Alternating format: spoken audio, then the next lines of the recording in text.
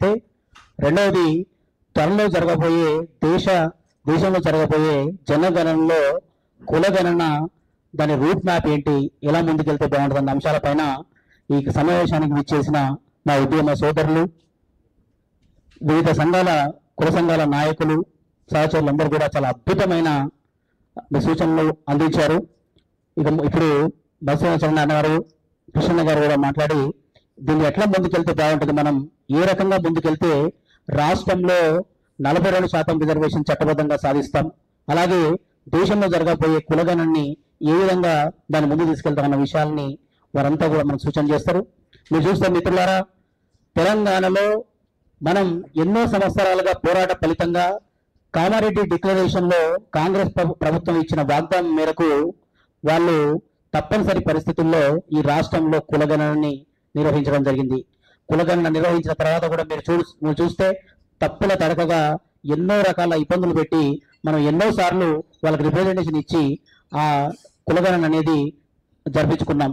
దాని తర్వాత 42% రిజర్వేషన్ల కొరకు, స్థానిక సంస్థల రిజర్వేషన్ల కొరకు ఒక బిల్లు, అలాగే విద్యా ఉద్యోగాలకు సంబంధించి 2 బిల్లులు పెట్టి ఈ రాష్ట్ర అసెంబ్లీలో ప్రవేశపెట్టి అక్కడి నుంచి గవర్నర్ గారి దగ్గర నుంచి రాష్ట్రపతి గారికి పంపించిన వైనం ఇది. మరి ఇలాంటి పరిస్థితుల్లో నిజంగా రాష్ట్రానికి బీసీలకు ఏదైనా సేవ చేయాలి, నిజంగా వాళ్ళ పట్ల వాళ్ళకి అందాల్సిన న్యాయపరమైన హక్కులను అందించాలన్న చిత్తశుద్ధి ఏ మాత్రమైతే ఉన్నా రాజకీయ సంబంధమైన రిజర్వేషన్లు అనేవి, స్థానిక సంస్థల రిజర్వేషన్లు అనేవి రాష్ట్ర ప్రభుత్వ పరిధిలో ఉంటాయి. మరి అలాంటి పరిధిలో ఉండి వాళ్ళు ఇక్కడ జీవో పాస్ చేసి ఆ జీవోని బేస్ చేసుకొని ఎలక్షన్లకు వెళ్ళే అవకాశం ఉంటుంది. దాన్ని పక్కన పెట్టి దాన్ని రాష్ట్రపతికి పంపించేసి, మీరు చూస్తే గత కొంతకాలంగా మంత్రులు, వివిధ అధికారులు జూలై 1వ వారంలో, జూలైలో 2వ వారంలో మేము ఎన్నికలు నిర్వహిస్తాం, కొన్నిసార్లు రాజకీయ పరమైన, పార్టీ పరమైన మేము రిజర్వేషన్లు ఇస్తామంటున్నాయి. మేము ఎన్నడూ కూడా మాకు రావాల్సిన హక్కును న్యాయపరంగా రావాలని అడిగాం, కానీ మిమ్మల్ని పార్టీ పరంగా 42% కావాలని చెప్పి ఎప్పుడు అడగలేదు. ఇది గమనించాలి మిత్రులారా. మనం ఏ పార్టీ మనకు 42% పార్టీ పరంగా ఇవ్వాల్సిన అవసరం లేదు. మనం ఎంతో మనకు న్యాయంగా దక్కాల్సిన 42% రిజర్వేషన్లని అడుగుతున్నాం.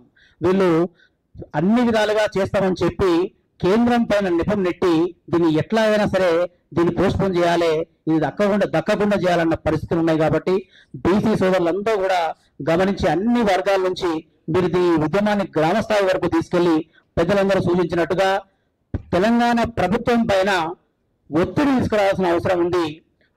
ఆర్ కృష్ణ గారి నేతృత్వంలో అఖిల పక్షాన్ని ఏర్పాటు చేసి అఖిలపక్ష పార్టీ అన్నింటినూ కలిపి ఢిల్లీకి తీసుకెళ్లి ఢిల్లీ పెద్దలతో మాట్లాడాల్సిన అవసరం ఉంది మిగతా బిల్లుల కోసం. అలాగే రాష్ట్రంలో స్థానిక సంస్థల ఎలక్షన్స్ ఏవైతే ఉన్నాయో అవి ఖచ్చితంగా 42% రిజర్వేషన్లు చట్టబద్ధమైన జీవో రాష్ట్ర ప్రభుత్వం జారీ చేసిన తర్వాతనే ఎలక్షన్లకు వెళ్లాల్సిన అవసరం ఉంది. వీళ్ళు తరచుగా ఒక మాట చెప్తుంటారు, లోకల్లో మనం రాష్ట్ర ప్రభుత్వం ఆమోదిస్తే కోర్టులు అడ్డుకట్టేస్తాయని చెప్పేసి. కోర్టులు అడ్డుకట్టేయడానికి మన దగ్గర తగిన సమాచారం ఉంది. రాష్ట్ర ప్రభుత్వం డెడికేటెడ్ కమిషన్ ద్వారా కులగణన చేసిన అంశాలు ఉన్నాయి కాబట్టి వీటి ద్వారా మనం న్యాయ పోరాటం కూడా చేసే అవకాశం ఉంటుంది. కాబట్టి రాష్ట్ర ప్రభుత్వం తరచుగా మాట మార్చి ఏ రకంగానైనా సరే ఈ సంబంధించిన స్థానిక సంస్థల రిజర్వేషన్లని అందకుండా దక్కాలన్న కుట్రలో భాగంగానే ఇవన్నీ జరుగుతున్నాయి. కాబట్టి మనం అందరం కూడా రేవంత్ రెడ్డి గారిని, తెలంగాణ ప్రభుత్వం మీద ఒత్తిడి పెంచే చర్యలు తీసుకోవాలని చెప్పేసి వేదిక ద్వారా తెలియజేస్తున్నాను. అలాగే భారతదేశంలో త్వరలో జరగబోయే జనగణనలో కులగణన మీరు చూస్తే ఒక వారం క్రితం కేంద్ర ప్రభుత్వం ప్రకటించిన ఒక నోటిఫికేషన్ ప్రకారం వారు 2026 అక్టోబర్లో కాశ్మీర్లో, హిమాచల్ ప్రదేశ్లో, ఉత్తరాఖండ్లో ఇలాంటి ప్రాంతాల్లో జనాభా లెక్కింపులను మొదలు పెడతాం. 2027 మార్చిలో భారతదేశపు మిగతా ప్రాంతాల్లో లెక్క పెడతాం. 2027 చివరికల్లా దీన్ని ముగిస్తామని చెప్తున్నారు. మీరు చూస్తే మిత్రులారా, కనీసం ఈ ప్రక్రియ మొత్తం కంప్లీట్ చేసుకొని మనకు రావాల్సిన న్యాయపరమైన ఫలాలు దక్కాలంటే సుదీర్ఘ కాలం పాటు ఇంకొక 3 సంవత్సరాలు వెయిట్ చేయాల్సిన అవసరం ఉంది. కాబట్టి మనం అందరం కూడా ఆర్ కృష్ణ గారి నేతృత్వంలో కేంద్ర ప్రభుత్వాన్ని కూడా వాళ్ళకి ఒక గైడ్ లైన్స్, అంటే మనకి ఏ రకంగా ముందు చేస్తే వాళ్ళు చెప్తున్నారు, దీనికి ఒక సాంకేతిక పరమైన అంశాలను జోడించి ఆధారంగా డిజిటల్ పద్ధతిలో జనగణన చేస్తామని చెప్తున్నారు. మీరు ఈ దేశంలో ఉన్న జనాభాని డిజిటల్ పద్ధతిలో కనుక లెక్కించాలనుకుంటే సుమారుగా 4 నుంచి 6 నెలల కాలంలోనే దీన్ని లెక్కించే అవకాశం ఉంది. కాబట్టి మనం కేంద్ర ప్రభుత్వం వద్ద కూడా మన జాతీయ బీసీ సంక్షేమ సంఘం తరఫున ఈ అంశాన్ని తీసుకెళ్లి కేంద్ర ప్రభుత్వం పైన కూడా ఒత్తిడి తీసుకురావాల్సిన అవసరం ఉంది. ఈ విషయాలన్నింటినీ కూడా బీసీ శ్రేణులందరికీ అర్థమయ్యే విధంగా మీరు సమావేశాల్లో తరచూ పాల్గొనే సమావేశాలలో, మీ కుల సంఘాల సమావేశాలలో, వివిధ వర్గాల సమావేశాల్లో గ్రామ స్థాయి వరకు కూడా మనం తెలంగాణ ప్రభుత్వం నుంచి ఏం సాధించుకోవాలి, 42% రిజర్వేషన్ ఏ విధంగా సాధించుకోవాలి, రేపొద్దున జరగబోయే జనగణనలో కులగణనలో ఏ విధంగా మనకు న్యాయం దక్కాలన్న విషయాలపైన గ్రౌండ్ లెవెల్లో కింది శ్రేణులందరికీ కూడా వాళ్ళకి అవేర్నెస్ క్రియేట్ చేయాల్సిన అవసరం ఉందని చెప్పేసి ఈ సమావేశాన్ని ఏర్పాటు చేశాం. ఇలాంటి సమావేశాలు మీరందరూ కూడా తరచుగా ఏర్పాటు చేసి వాళ్ళకి కావాల్సినంత అవగాహన కల్పించాలని చెప్పి కోరుకుంటున్నాను. జోహార్ ప్రొఫెసర్ జయశంకర్ కు, జోహార్ ప్రొఫెసర్ జయశంకర్ కు, జోహార్ కొండ లక్ష్మణ్ బాపూజీకి, జోహార్ చిట్యాల ఐలమ్మకు, జోహార్ చిట్యాల ఐలమ్మకు, జోహార్ మారుగు వీరన్నకు, జోహార్ ఆకుల భూమన్నకు, జోహార్ తెలంగాణ అమర వీరులకు, జోహార్ బీసీ అమర వీరులకు. ఈరోజు జాతీయ బీసీ సంక్షేమ సంఘం ఆధ్వర్యంలో జరిగే మీడియా సమావేశానికి అధ్యక్షత వహిస్తున్నటువంటి ఉద్యమ సహచరుడు మిత్రుడు గుజ్జ సత్యం గారికి, ఈ సమావేశానికి చీఫ్ గెస్ట్ గా వచ్చినటువంటి గౌరవనీయులు పెద్దలు బీసీ సంక్షేమ సంఘం జాతీయ అధ్యక్షులు గౌరవ రాజ్యసభ సభ్యులు ఆర్ కృష్ణయ్య గారికి, మరొక చీఫ్ గెస్ట్ దాదాపు 40 సంవత్సరాలుగా రాజకీయ జీవితం గడుపుతూ నిన్న జరిగిన తెలంగాణ ఉద్యమంలో కీలక పాత్ర పోషిస్తూ ఈరోజు మన మధ్యలోకి వచ్చినటువంటి పెద్దలు గౌరవనీయులు మధుసూనాచారి గారికి, అదే మాదిరిగా ఎంపీసీ కార్పొరేషన్ మాజీ చైర్మన్ సీనన్నకు అందరికి కూడా పేరు పేరున జై భీములు తెలియజేస్తున్నాను. మిత్రులారా, ఈరోజు మనం పెట్టుకున్నటువంటి ఎజెండా చాలా ముఖ్యమైనది. తెలంగాణ రాష్ట్రానికి సంబంధించి రేపు జరగబోయే స్థానిక సంస్థల్లో ఏం జరగబోతుందో లేదా ఏం జరగాలో నిర్ణయించేటువంటి సమావేశం ఇది. ఈ సమావేశానికి వచ్చిన మీడియా మిత్రులకు అందరికీ కూడా ప్రత్యేక ధన్యవాదాలు తెలియజేస్తున్నాం. మీరు ఎంత సహకరిస్తే మా వాయిస్ అంత జనంలోకి వెళ్ళిపోతుంది. తెలంగాణ ఉద్యమంలో తెలంగాణ కోసం తెలంగాణ కళాలని చెప్పి మీరు ఎట్లయితే నినాదం ఇస్తూ పనిచేసిందో, ఇప్పుడు ఈ బీసీ ఉద్యమంలో కూడా మీరు అదే గొంతుతో సహకరించాలని చెప్పి మీకు అందరికి కూడా ప్రత్యేక విజ్ఞప్తి చేస్తూ, ప్రధాన ఎజెండా రాష్ట్రంలో స్థానిక సంస్థల ఎన్నికలు జరగబోతున్నాయి. దేశంలో కులాల వారిగా జనాభా లెక్కలు సేకరించడం కోసం సమాయత్తం అవుతున్న సందర్భంలో మనం ఈ సమావేశాన్ని ఏర్పాటు చేసుకుంటున్నాం. మనం రాష్ట్ర కేంద్ర ప్రభుత్వాల ముందు పెట్టాల్సిన అంశాలు చాలా విషయాలు నాకంటే ముందు మాట్లాడిన మా శారదక్క మాట్లాడి నాకేం లేకుండా సబ్జెక్ట్ లేకుండా చేసింది. ఇది సీరియస్ గా ఖండిస్తున్నాం. మరి మాకు సబ్జెక్ట్ లేకుండా చేస్తే ఎట్లా? అయితే సబ్జెక్ట్లోకి వద్దాం. ఈరోజు మన డిమాండ్ కేంద్ర ప్రభుత్వాన్ని కులాల వారిగా జనాభా లెక్కలు సేకరించాలి అని ఒక డిమాండ్ పెడదాం. కులాల వారిగా జనాభా లెక్కలు సేకరించిన తర్వాత గ్రామ పంచాయతీ నుండి పార్లమెంటు వరకు కులాల జనాభా ప్రాతిపదికగా రాజకీయ ప్రాతినిధ్యం కల్పించాలి. రెండవది, ఆ తర్వాత కులాల జనాభా ప్రాతిపదికగా రాష్ట్ర ప్రభుత్వం కేంద్ర ప్రభుత్వం రెండు కూడా బడ్జెట్ కేటాయింపులు జరిపి వెనుకబడ్డ కులాలకు సహకరిస్తూ వాళ్ళ అభివృద్ధి కోసం ప్రణాళిక తయారు చేసి దాన్ని అమలు చేయాలి. ప్రధానమైన అంశాలు. 4వ అంశం ఏంటంటే, ఇప్పటికే బీసీలలో, ఎస్సీలలో, ఎస్టీలలో అత్యంత వెనుకబడ్డ కులాలు ఉన్నాయి. ఆ అత్యంత వెనుకబడ్డ కులాలను ఒక ప్రత్యేక కేటగిరీ కింద తీసుకొచ్చి వాళ్ళ డెవలప్మెంట్ కోసము ఒక ప్రత్యేక కార్పొరేషన్ ఏర్పాటు చేసి దానికి బడ్జెట్ కేటాయించి ప్రణాళికబద్ధంగా దాన్ని అమలు చేయాలి. ఇవి ప్రధానమైన అంశాలు. దయచేసి ఇక్కడ మనం మాట్లాడుకునేటప్పుడు మన బీసీ సంఘం ఆధ్వర్యంలో మీడియా సమావేశంలో మనం కూర్చున్నాం. మనకు మన పార్టీలు అక్కర్లేదు, బీసీలుగా మనం మాట్లాడుకుందాం. అందరం కూడా బీసీలుగానే మనం మాట్లాడుకుందాం. కృష్ణన్న దాదాపు 50 సంవత్సరాలుగా బీసీ సంక్షేమ సంఘం అనే దాన్ని తెలుగు రాష్ట్రాలతో పాటుగా భారతదేశ వ్యాప్తంగా, ప్రపంచ వ్యాప్తంగా పరిచయం చేసినటువంటి మొట్టమొదటి వ్యక్తి ఎవరంటే ఆర్ కృష్ణన్న. ఏ ప్రభుత్వ అధికారంలో ఉన్నా, అంటే ఏ పార్టీ అధికారంలో ఉన్నా తన ఎజెండా రెండు కూడా బీసీలే. అది కాంగ్రెస్ ప్రభుత్వమైనా, తెలుగుదేశం ప్రభుత్వమైనా, బీఆర్ఎస్ ప్రభుత్వమైనా, ఇప్పుడు కేంద్రంలో బీజేపీ ప్రభుత్వమైనా అన్న ఇక్కడ శాసనసభకు ప్రాతినిధ్యం వహించినప్పుడు టీడీపీ ప్రతినిధిగా, అంటే టీడీపీ అని కాదు, ఒక బీసీ నాయకుడుగానే ప్రాతినిధ్యం వహించిండు. అసెంబ్లీలో జరిగే ప్రతి సమావేశంలో ప్రతి సందర్భంలో బీసీల సమస్యల మీద తీవ్రమైన చర్చ పెట్టి అక్కడ ఉన్నటువంటి అసెంబ్లీలో ఒక ప్రత్యేక వాదాన్ని వినిపిస్తూ అసెంబ్లీని ఒప్పించి ఒక ప్రత్యేక కమిటీ ఏర్పాటు చేయించి ఆ సమస్యల పరిష్కారం కోసం కృషి చేయాలని చెప్పి డిమాండ్ చేసినటువంటి వ్యక్తి మన ఆర్ కృష్ణ అన్న. నిన్న దాకా తెలుగు రాష్ట్రాలకు సంబంధించిన సమస్యల మీద నిరంతరం పోరాటం చేస్తూ వచ్చిండు. ఇప్పుడు పార్లమెంటుకు ప్రాతినిధ్యం వహిస్తున్నారు.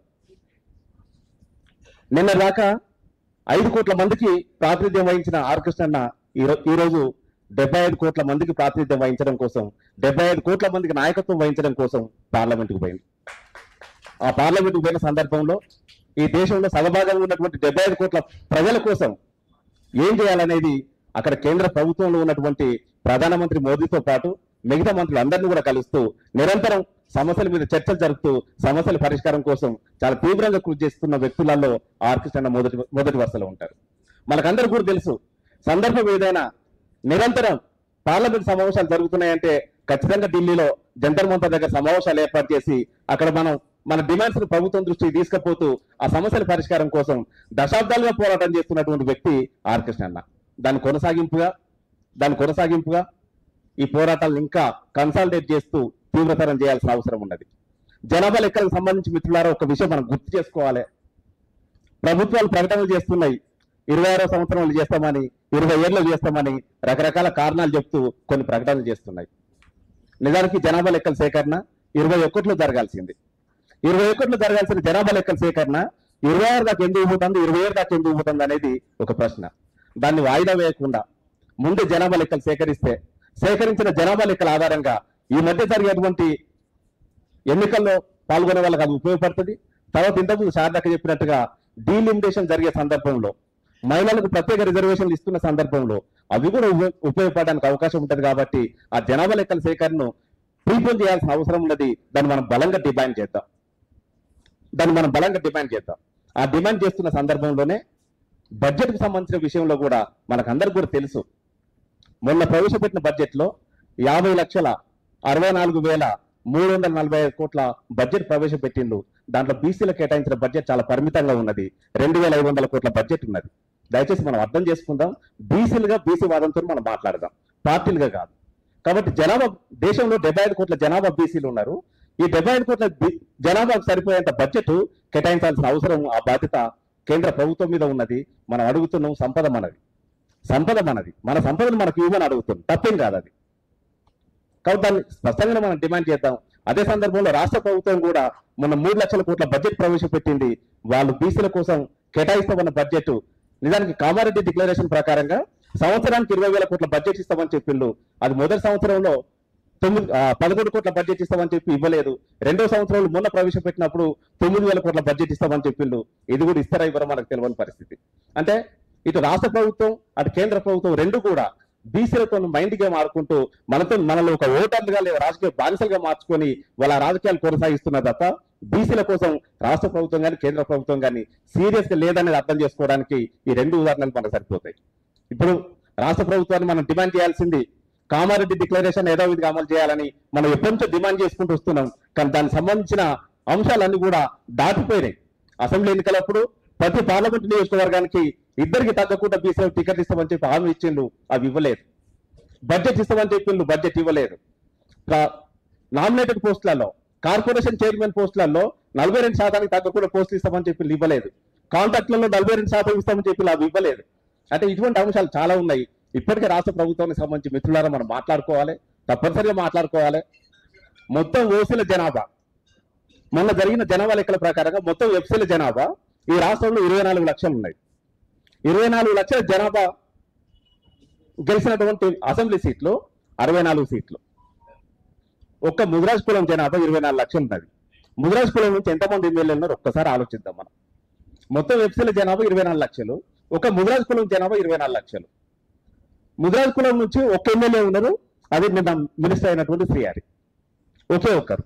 ముదిరాజు నుండి ఒక్కలే ఎందుకైండు, అదే 24 లక్షల జనాభా ఉన్నటువంటి ఎఫ్సీలో 64 మంది ఎమ్మెల్యేలు ఎందుకైండు. నిన్న జరిగిన మంత్రివర్గ విస్తరణలో కూడా ముగ్గురికి ఇచ్చిన, ముగ్గురులో 2 ఎస్సీలు 1 బీసీ, 2 ఎస్సీలు 1 బీసీ. అసలు మొత్తం మంత్రివర్గ విస్తరణనే దాన్ని మళ్ళా అంటే దాన్ని మొత్తం రద్దు చేసి కొత్తగా మంత్రివర్గాన్ని ఏర్పాటు చేయాలని చెప్పి మనం డిమాండ్ చేయాల్సిన అవసరం ఉన్నది. ఎందుకంటే దీంట్లో ప్రధానమైన పోస్టులలో మొత్తం కూడా రెడ్డిసే ఉన్నారు. ప్రధానమైన పోస్టులలో మొత్తం రెడ్డిసే, ముఖ్యమంత్రితో సహా, ముఖ్యమంత్రి ఇతర మంత్రులు ఇవన్నీ కూడా ఆ పోస్టులలో కూడా అత్యధిక బడ్జెట్ ఉండి అత్యధిక అధికారాలు ఉన్నటువంటి పోస్టులు ఏవైతున్నాయో అవన్నీ రెట్లు పంచుకున్నారు. బడ్జెట్ లేనటువంటి అధికారాలు లేనటువంటి పోస్టులన్నీ కూడా బీసీలకో ఎస్సీలకో ఎస్టీలకో బిచ్చే వేసినట్టు వేసిండు. కాబట్టి ఇదంతా కూడా తప్పుడు తరకలు జరుగుతున్నాయి.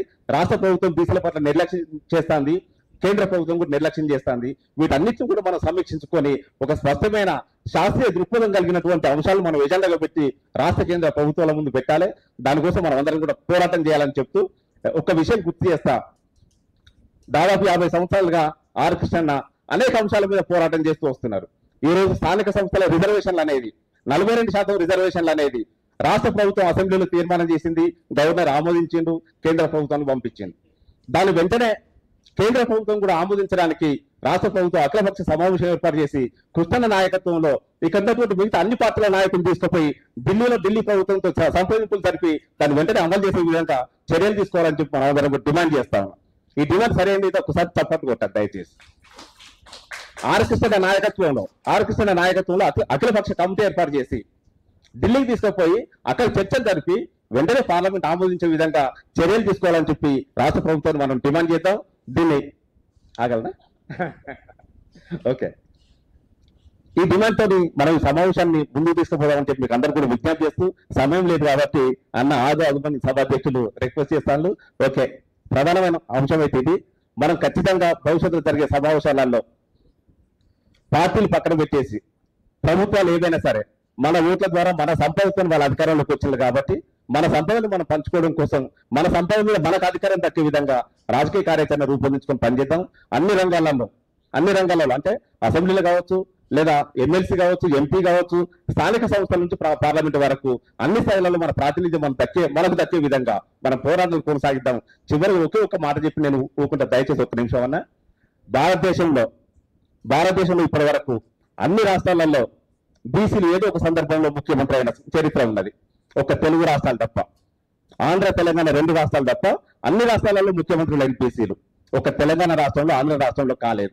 కాబట్టి తెలంగాణలో, ఆంధ్రాలో బీసీ ముఖ్యమంత్రి కావడం కోసం మనం ఒక స్పష్టమైన రాజకీయ కార్యాచరణ రూపొందించుకొని పనిచేద్దాం.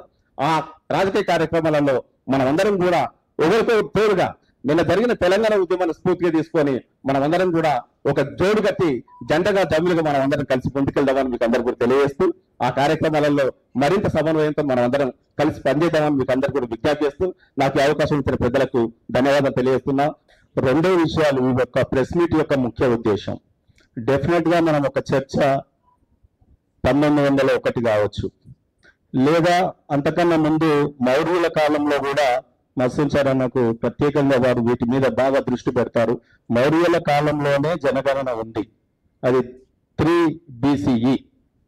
అదే రకంగా చోళుల కాలంలో కూడా ఉంది, అది 9 and 13 ఇన్ బిట్వీన్ BCE. అదే రకంగా ఆ తర్వాత కాలంలో బ్రిటిష్ ఇండియా కాలంలో 1781 కావచ్చు, లేకపోతే 1881 కావచ్చు జనగణన జరిగింది. ఆ తర్వాత 1901లో జరిగింది. 1931 వరకు కూడా జనగణనలో ఓబీసీలు ఎంతమంది, కుల వృత్తులు ఏ రకంగా ఉన్నాయి, సామాజికంగా ఏ రకంగా ఉన్నారు, వీళ్ళ జీవన స్థితిగతులని సర్వే కాదు సెన్సెస్ చేయడం జరిగింది. Survey is different from census. దయచేసి ఇది అర్థం చేసుకోండి. రాష్ట్ర ప్రభుత్వాలు చేసినవి అన్ని కూడా సర్వేలే. గతంలో బీఆర్ఎస్ చేసిందైనా మొన్న చేసిన కాంగ్రెస్ దైనా సర్వే మాత్రమే. కేంద్రం రేపు చేయబోయేది సెన్సస్, అంటే కాన్స్టిట్యూషనల్ రెమెడీ. కాన్స్టిట్యూషన్ లో రాజ్యాంగ బద్ధత కలిగినటువంటి సెన్సస్ రేపు కేంద్ర ప్రభుత్వం చేస్తా ఉంది. ఎప్పుడు చేస్తా ఉంది? ఈ రోజు మీ అందరికీ తెలిసిన విషయమే.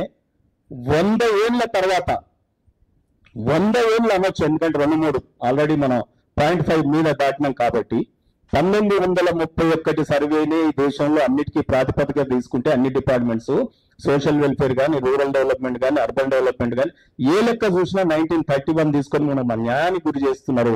దాన్ని సరిదిద్దడానికి మహానుభావుడు మోడీ ప్రధానమంత్రి గారు ఎవ్వరు చేయనటువంటి కార్యక్రమాన్ని మీదేసుకున్నారు. అదే మన యొక్క రేపు జరపబోయే సెన్సెస్. ఇది వాస్తవం. గతంలో ప్రధానమంత్రులు ఉన్నారు, లేరని కాదు. నెహ్రూ గారు ఉన్నారు, ఇందిరాగాంధీ గారు ఉన్నారు, మన్మోహన్ సింగ్ గారు ఉన్నారు, అనేక మంది ప్రధానమంత్రులు ఉన్నారు. కానీ మోడీ గారు ప్రధానమంత్రి ఉన్నటువంటి సమయంలోనే అనేక జటిల సమస్యలు ముట్టుకుంటే ఏమవుతుందో అని భయపడే నాయకులు ప్రధానమంత్రులు వచ్చినటువంటి దశలో ఈ రోజు మోడీ గారు మరి ఈ కార్యక్రమాన్ని ముందేసుకున్నారు. తప్పకుండా మోడీ హైతో ముమ్కిన్ హై అందరూ నమ్ముతా ఉన్నారు. దేశవ్యాప్తంగా ఓబీసీలు కూడా వారు చేపట్టిన ప్రతి కార్యక్రమాన్ని దిగ్విజయపరుస్తారు అనేది ఈ దేశంలో అందరూ భావిస్తారు. కాబట్టి దీని మీద మనకు ఎటువంటి సందేహాలు అక్కర్లేదు. రెండోది ఏంటి అంటే కేంద్ర ప్రభుత్వం శాస్త్రీయబద్ధంగా చేయడానికి ముందుకు వస్తా ఉంది. దానికి కొంత సమయం పడుతుంది. హడావిడిగా చేస్తే తేలేదేముండదు. ఇది దేశమంతా చేయాల్సినటువంటి పరిస్థితి ఉంటుంది. అందుకనే వారి యొక్క ఎంత సునిశ్చితంగా చేద్దాం అనుకుంటున్నారో మోడీ గారి ఆలోచన తెలియడానికి రేపు నార్త్ ఈస్టర్న్ స్టేట్ లో మంచు రాబోతుంది కాబట్టి మంచు కుడిసే వేళలో సెన్సస్ చేయలేము కాబట్టి వారు ముందస్తుగానే ఆయా రాష్ట్రాల యొక్క నోటిఫికేషన్ ఇవ్వడం జరిగింది. దయచేసి సెన్సస్ అనేది సెన్సస్ యాక్ట్ ప్రకారం జరుగుతుంది. కంప్లీట్ సెన్సస్ యాక్ట్ బట్టి నోటిఫికేషన్ కూడా వచ్చింది కాబట్టి ఇంకా నోటిఫికేషన్ వచ్చినాక వెనకకు పోయేది ఉండదు, ఎటువంటి అపోహలకు తావుండదు. కాబట్టి ఇవాళ దేశ ప్రజలు ఈ సెన్సస్ ని నమ్ముతా ఉన్నారు. దయచేసి ఈ సెన్సస్ లో అన్ని కులాలతో పాటు మన ఓబీసీలను యాడ్ చేస్తా ఉన్నారు. ఇది కొత్తగా అనేది మనం గమనంలోకి తీసుకోవాల్సినటువంటి అవసరం ఉంది. తప్పకుండా రాబోయే కాలంలో ఈ లెక్క తేలిన తర్వాత నిజంగా కూడా ఇక్కడ ఉన్నటువంటి మా ఆర్ కృష్ణన్న కావచ్చు, మా అస్లంచారి గారికి కావచ్చు, మన అందరికీ కూడా అనేక డిమాండ్లు పుట్టుకొస్తాయి. రేపు రాబోయే కాలంలో జనాభా ప్రాతిపదికన న్యాయబద్ధంగా మన డిమాండ్లు ధర్మబద్ధంగా రేపు ప్రభుత్వాలను చేయడానికి అవకాశం ఏర్పడుతుంది. తర్వాత కూడా ఈ రాష్ట్రాలు చేసినటువంటి లెక్కలు తప్పుల తడకల మంచి అనేది కూడా రేపు పటాపంచలు అయిపోతుంది ఈ సెన్సస్ ద్వారా. ఇక రెండో విషయం మనం పెట్టుకున్నటువంటి ప్రెస్ మీట్ రాష్ట్ర ప్రభుత్వం చేసినటువంటి 42% అది వారు స్వతంత్రంగా ఎన్నికల హామీగా వారిచ్చినటువంటి హామీ. మరి వాళ్ళు గొప్పగా చెప్పి ఓట్లు అయితే దండుకున్నారు, ఓట్లు లెక్క పెట్టుకున్నారు, కానీ బీసీలను లెక్క పెట్టడంలో తడబాటు పడ్డారు. ఓట్లు కరెక్ట్ గా లెక్క పెట్టుకున్నారు, బూతులలో తీసి ఎవరికి ఎన్ని పడ్డాయి ఒక్కొక్క ఓటుతో సహా లెక్క పెట్టుకొని ఎవరు ఎంత మెజారిటీతో గెలిచినారు అనేది మరి బయటకు వచ్చింది. కానీ మన లెక్కలు పెట్టేటప్పుడు మాత్రం తప్పుల తడకన. ఎన్నికలు నిర్వహించింది కూడా అదే అధికారులు కదా. ఎన్నికల కమిషన్ నిర్వహించిన రాష్ట్ర ప్రభుత్వంలోని అధికారులే ఆ ఓట్లని అన్ని లెక్క పెడతారు కదా. మరి ఈ రోజు బీసీల యొక్క జనగణన మాత్రం తప్పుల తడక ఎట్లయితుంది? 50% జనాభాను లెక్క పెట్టలేరు, కానీ ఇవాళ 100% జనాభాది మాత్రం ఓట్లు మాత్రం లెక్క పెట్టుకోవడానికి ఈ నాయకులకు మరి ఏ రకంగా సాధ్యమవుతుంది అని చెప్పి ఆలోచన చెయ్యాలి. తప్పకుండా రేవంత్ రెడ్డి గారు ముఖ్యమంత్రి గారిని ఈ వేదిక ద్వారా నేను డిమాండ్ చేస్తా ఉన్నాను. రాష్ట్ర లెజిస్లేచర్ లో పెట్టినటువంటి బిల్లులు తప్పకుండా నిజంగా నీకు అంత నిబద్ధత ఉంటే అంత ఆగమేఘాల మీద ఆర్ కృష్ణన్న లాంటి వాళ్ళని పిలిచి, మత్స్యంచారి లాంటి వాళ్ళని పిలిచి నువ్వు ఏ రకంగా పోతే బాగుంటుందో అని చర్చలు జరపలే. ఓన్లీ పార్టీ మైలేజ్ గురించి చేసినారు. మరి చేసిన లెక్కలన్నా తర్వాతనన్నా సరే మేము అడిగితే మళ్ళీ రీసర్వే చేసినారు. ఇవాళ 42% బిల్లులు రాష్ట్ర లెజిస్లేచర్, అది పార్లమెంట్ లో పెట్టిన బిల్లులు కావు. మరి రాష్ట్రంలో పెట్టిన బిల్లులు ఎవరు అమలు చేయాలి? రాష్ట్ర ప్రభుత్వం అమలు చేయాలి. కేంద్ర పార్లమెంట్ లో జరిగిన బిల్లులు ఎవరు అమలు చేయాలి? కేంద్రము అమలు చేయాలి. మరి రాష్ట్రంలో పెట్టిన 42% బిల్లుని మరి అమలు చేయకుండాను కేంద్రంపై నెపం పెట్టేటటువంటి మరి కాలం యాపన చేస్తున్న లోకల్ బాడీస్ ఎన్నికలు 73, 74 ప్రకారం ఎందుకు చేయట్లేదని ఈ వేదిక ద్వారా నేను ఒక అడ్వకేట్ గా కూడా డిమాండ్ చేస్తా ఉన్నా. చెయ్యడానికి ఎటువంటి అవకాశం ఉందో ఆర్ కృష్ణ పదే ప్రెస్ మీట్లలో చెప్తా ఉన్నా. 42% ఈ రాష్ట్రంలో చెయ్యొచ్చు అని. ఒకవేళ ఎవరైనా కేసులు వేస్తే కూడా మేము వాళ్ళని బతలాడుకుంటామా, ఏం చేస్తామా అనేది మేము తర్వాత చూసుకుంటాం. లేదా నీకు ఎంతో మంది లాయర్లని ఏమన్నా భూమి 10 ఎకరాలు గవర్నమెంట్ ఉంది, దాన్ని రియల్ ఎస్టేట్ వ్యాపారంగా అమ్ముకోవచ్చు అంటే మాత్రం ఢిల్లీలో పెద్ద లాయర్లను పెట్టి కొట్లాడుకుంటావు. రేపు ఈ 42% అమలు చేసేటప్పుడు నీకు ఢిల్లీకి వెళ్ళి లాయర్లు రారా? నీ ప్రభుత్వం తరఫున కొట్లాడరా? కొట్లాడకపోతే నీ చేత కాకపోతే మా ఆర్ కృష్ణకు కోర్టులలో ఎట్లా కేసులు వేయాలో తెలుసు. మేము పోరాడతాం, మేము కాపాడుకుంటాం. నువ్వు అమలు చేయడానికి ముందుకు రా ఫస్ట్ అని చెప్పి మేము అడుగుతా ఉన్నాం. లాస్ట్ అండ్ లీస్ట్ ఒకటే చెప్తా ఉన్నాను. ఈ రోజు కేంద్ర ప్రభుత్వం కేంద్రాన్ని మనం అంటా ఉన్నాం కదా, సరే కొన్ని విషయాలలో మనం కంపేర్ చేద్దాం. ఇవాళ దేశానికి ప్రధానమంత్రి బీజేపీ పార్టీ ఒక ఓబీసీని అందించింది. ఇవాళ రాష్ట్ర ముఖ్యమంత్రిని రాహుల్ గాంధీ గారు మోడల్ అంటున్నారు కదా, రోల్ మోడల్. ఈ రాష్ట్రానికి బీసీ ముఖ్యమంత్రిని తెల్లారి చేస్తావా నువ్వు చెప్పు. లేదు రేపు ఎన్నికలలో దేశంలో మేము గెలిస్తే బీసీనే ప్రధానమంత్రి చేస్తామని నువ్వు చెప్పగలుగుతావు? అంత గుండె అంత ధైర్యం నీకు ఉందా అని చెప్పి నేను అడుగుతా ఉన్నాను. రెండో కంపారిజన్, ఇవాళ కేంద్రంలో 27 మంది క్యాబినెట్ మినిస్టర్లు ఉన్నారు, 35%. మరి అదే రకంగా ఇక్కడ నువ్వు ఇచ్చినటువంటి నీ క్యాబినెట్ లో 15% అంటే 18 మంది, అందులో 15 మంది ఇచ్చినట్టున్నాడు. ఇప్పటికీ నువ్వు ఇచ్చిన బీసీలకు ఎన్ని మంత్రి పదవులు ఇచ్చినావు? ఇస్తావా? అంటే దమ్ము ధైర్యం ఉందా? కేంద్ర క్యాబినెట్ లో ఉన్నంత శాతం నువ్వు ఇక్కడ బీసీలకు మంత్రి పదవులు ఇయ్యి తర్వాత మనం మాట్లాడాలని చెప్పి నేను అడుగుతా ఉన్నాను. నాలుగో విషయం, ఇవాళ బీసీ కమిషన్ కి ఎన్నడూ లేదు. 100 ఏళ్ల కాలయాపన, 75 ఏళ్ల తర్వాత పోస్ట్ ఇండిపెండెంట్ లో ఎన్నడూ కూడా బీసీ కమిషన్ రాజ్యాంగ పద్ధతి లేదు. మోడీ గారు వచ్చిన తర్వాత అక్కడ చేశారు, మీరు చేయలేదు. మరి ఇక్కడ రాజ్యాంగ పద్ధతి ఈ రాష్ట్రానికి జ్యుడిషియల్ పవర్స్ ని ఎంట్రస్ట్ చేస్తామని స్టేట్ లెజిస్లేచర్ ద్వారా నేను అడుగుతా ఉన్నాను. ఈ రకంగా ఏవి చేయకుండా, ఏవి అమలు పరచకుండా ఇవాళ రోల్ మోడల్ తెలంగాణ అని చెప్పుకుంటూ పదవులతో కులుకుతా ఉన్నావు. సీట్లలో నువ్వు ఇచ్చేటటువంటి నామినేటెడ్ కార్పొరేషన్ చైర్మన్లలో కూడా ఒక్క కులానికి పెద్ద పీట వేస్తావే, బీసీలకు ఇయ్యవు. ఇది అన్యాయం కాదా? గిరి చెయ్యశాతగా నాయన రేపు నువ్వు ఏదో చేస్తా అంటే ఇక్కడ ప్రజలు నమ్ముతారా? నువ్వు ఇక్కడే ఈ రాష్ట్రంలోనే ముఖ్యమంత్రిగా నియమించే అనేక పదవులలో ఎగ్జిక్యూటివ్ లో కానీ లేకపోతే జ్యుడిషియరీలో మరి జీపీలు కానీ ఇటువంటి పదవులు సునాయాసంగా నువ్వు పేపర్ మీద రాస్తే అమలయ్యేటటువంటి వాటిల్లో ఇక్కడ ఇయ్యరు. కానీ ఇవాళ కేంద్రానికి మేము బిల్లు పంపినాం, కేంద్రం ఎప్పుడు చేస్తుందని ప్రశ్నిస్తే ఇక్కడ తెలంగాణ పౌరులం మేము అమాయకులం అనుకుంటున్నావా బిడ్డ? మేము తప్పకుండా రాబోయే కాలంలో ఆర్ కృష్ణన్న ఇయ్యాల ఇక్కడ ఉన్నాడు. ఆర్ కృష్ణన్న ఇయ్యాల బీసీలకే కాదు రాష్ట్రంలోని రాజకీయ వ్యవస్థలో తన సింహం, తన జూలు విధించిందంటే రేపు తెలంగాణ రాష్ట్రంలో అగ్గి పడుతుంది. ఈ రాష్ట్ర ప్రభుత్వాన్ని గడగడలాడిస్తారు. రాబోయే కాలంలో శక్తి పెరిగింది. ఆర్ కృష్ణ ఇప్పుడు రాజ్యసభ మెంబరే కాదు, వారి వెనకాల కేంద్రం మొత్తం కేంద్ర ప్రభుత్వం ఉంది. అతిపెద్ద పార్టీ చేయగలిగే పార్టీ కూడా ఉంది. వారు తలుచుకుంటే అన్ని పార్టీలు మద్దతు ఇస్తాయి. రాబోయే కాలంలో తెలంగాణలో మరి వారి వాయిస్ ఆఫ్ ది తెలంగాణ రేపు బీసీలది అవుతుంది. మొత్తం కూడా పవర్ ఆఫ్ ది తెలంగాణ ఓబీసీలదే అవుతుంది అని చెప్పి మీ అందరికీ తెలియజేస్తూ నాకు ఇంత చక్కటి అవకాశం కల్పించినటువంటి మా గుజ్జ సత్యం గారికి, వారి సభ్యులందరికీ కూడా నా యొక్క నమస్సుమాంజలు తెలియజేసుకుంటూ జై ఓబీసీ, జై జై ఓబీసీ. ఇప్పుడు బీసీల పెద్దన్న మండలి ప్రతిపక్ష నేత బన్సీచరణ గారిని ఈ సమావేశాన్ని ఉద్దేశించి మాట్లాడారు. హృదయపూర్వకమైనటువంటి నమస్కారాలు తెలియజేస్తూ, కృష్ణన్న సుదీర్ఘమైనటువంటి మీ 50 సంవత్సరాల సామాజిక సేవా ప్రస్థానంలో అనేక ఉద్యమాల ద్వారా మాత్రమే మీరు ఫలితాలు సాధించాలనేటువంటి విషయాన్ని ఒకసారి గుర్తు చేస్తాం. ఈ దేశంలో కానీ ఈ రాష్ట్రంలో కానీ ప్రజలు కావచ్చు, వివిధ వర్గాలు ఎదుర్కొంటున్నటువంటి సమస్యలన్నీ ప్రజలు శక్తిగా మారి పాలక వర్గాల మెడలు వంచి సాధించుకునే తప్ప ఏ రోజు పాలక వర్గాలు వాళ్ళంతటా వాళ్ళుగా చిత్తశుద్ధితో పరిష్కరించినటువంటి దాఖలాలు లేవు. మన బీసీల విషయానికి వస్తే, అంటే బీసీలను ఏ రకంగానైనా ఏమార్చవచ్చు, నమ్మించి వాళ్ళ ఓట్లు దండుకోవచ్చు. ఆ తర్వాత వివిధ శాఖల ద్వారా ఎంత గొప్ప ఆర్ట్ అంటే నమ్మించడంలో మనం అనకముందు వాళ్ళే బీసీలకు న్యాయం చేస్తామని ముందుకు వస్తున్నారు. మళ్ళీ మనం డిమాండ్ చేస్తే దాన్ని చేసే ప్రయత్నం చేస్తున్నామని కుట్రపూరితంగా అది అమలు కాకుండా ఉండేటువంటి విధానాలను అవలంబిస్తా ఉన్నారు. నాకు అర్థం కాని ఏంటంటే, దేశానికి 1947లో స్వాతంత్రం వచ్చింది.